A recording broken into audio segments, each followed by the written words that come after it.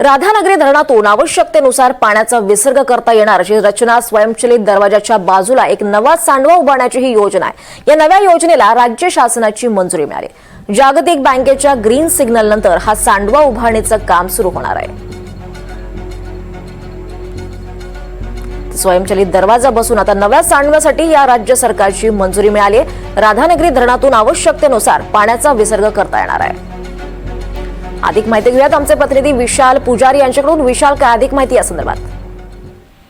दीपाली, खरं तर पाहिजे झालं तर कोल्हापूरला दरवेळेस पुराचा फटका बसत असतो आणि याच्याच अनुषंगाने आता प्रशासनाने एक नवी योजना जी आहे ती आखलेली आहे।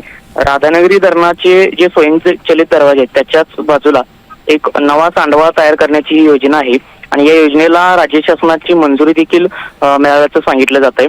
आणि आता याच्या पुढची जी प्रक्रिया असणार आहे ती म्हणजे जागतिक बँकेसमोर हे सगळं मॉडेल जे आहे ते ठेवलं जाणार आहे आणि जागतिक बँकेनं ज्यावेळेस ग्रीन सिग्नल मिळेल जागतिक बँकेकडून त्यानंतर हा सांडवा तयार करण्याचं काम जे आहे ते सुरू करण्यात येईल। खरं तर हे काम सुरू केल्यानंतर जवळपास 1 ते 1.5 महिन्यामध्ये काम पूर्ण होईल असं देखील एक आश्वासन दिलं जातंय। मात्र एक सगळ्यात महत्वाचं पाहिजे झालं तर ज्यावेळेस पुराची परिस्थिती निर्माण होते त्यावेळेस राधानगरी धरण ज्यावेळेस पूर्ण भरलेलं असतं त्यावेळेस स्वयंचलित दरवाजातून हे पाणी विसर्ग होतो। मात्र आता या सगळ्या नवीन योजनेमध्ये एक सगळ्यात महत्वाचा बदल होईल की ज्यावेळेस पूर परिस्थिती निर्माण होईल किंवा संभाव्य पूर परिस्थिती असेल त्यावेळेस ज्यावेळेस असं वाटेल की आता राधानगरी धरण जे आहे ते भरण्याची शक्यता आहे त्यावेळेस हे पाणी या सांडव्यातून सोडलं जाईल। त्यामुळं जो पाण्याचा विसर्ग मोठ्या प्रमाणात होत होता तो कुठेतरी कमी होण्यात या सांडव्यामुळे मदत होणार आहे।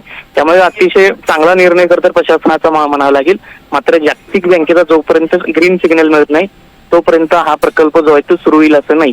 मात्र या सगळ्या परिस्थितीमध्ये पाहिजे झालं तर या हालचाली सुद्धा सुरू केलेल्या आहेत। राज्य शासनानं मंजुरी मिळाल्यामुळे हे सगळं प्रकरण आता पुढे होतं। निश्चितच विशाल, धन्यवाद या सगळ्या सविस्तर माहितीसाठी।